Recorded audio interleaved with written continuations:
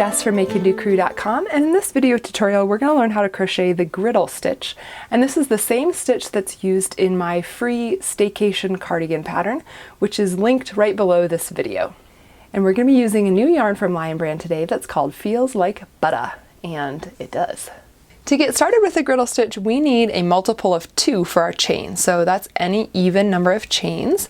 And we're going to skip the first 3 chains here. So I've got 1, 2, 3, and I'm going to work into the 4th chain from the hook.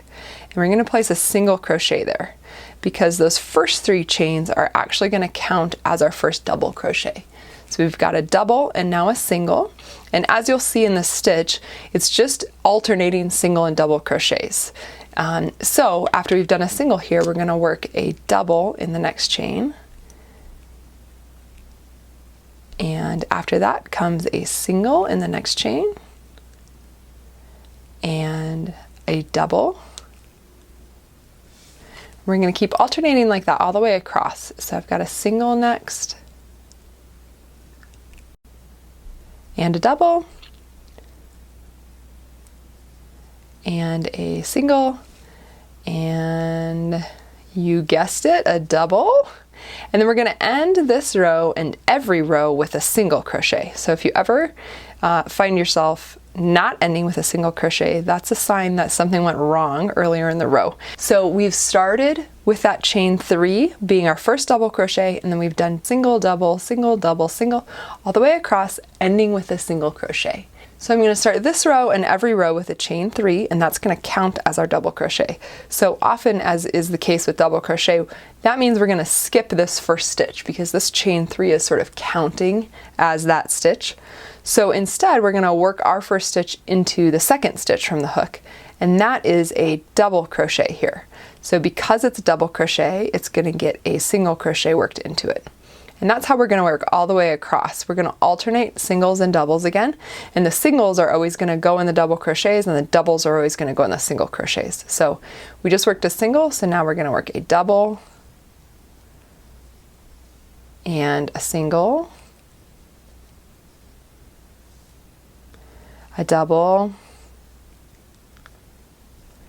And if you're ever confused which is a single or a double, it's a little hard to see in this because it ends up looking pretty woven, but the taller stitches from the previous row are always going to be your double crochets. So you can kind of see they have almost 2 sections versus the single crochets are just kind of 2 vertical lines and 2 horizontal lines. So this is a double crochet, so I'm going to single crochet into it.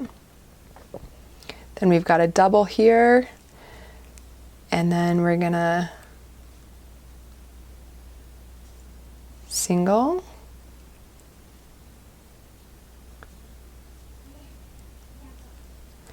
and then double, and then our last stitch is always going to be a single crochet. In every row we're going to end with a single crochet, and we're going to put it in that turning chain from the previous row. So it's that edge that looks just kind of like a bump. Those are our chain 3s from the previous row, and that's always going to get a single crochet in it.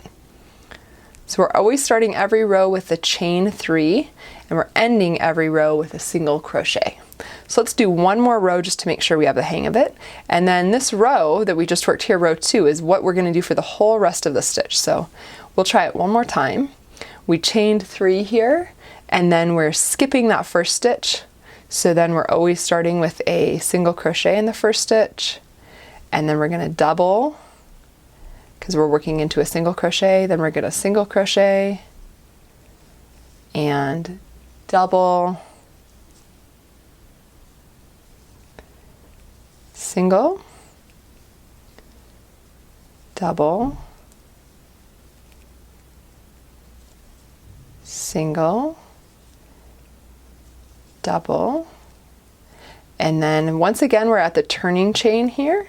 So that looks like this little curved pseudo stitch that counts as our double crochet. And so we're going to single crochet into that.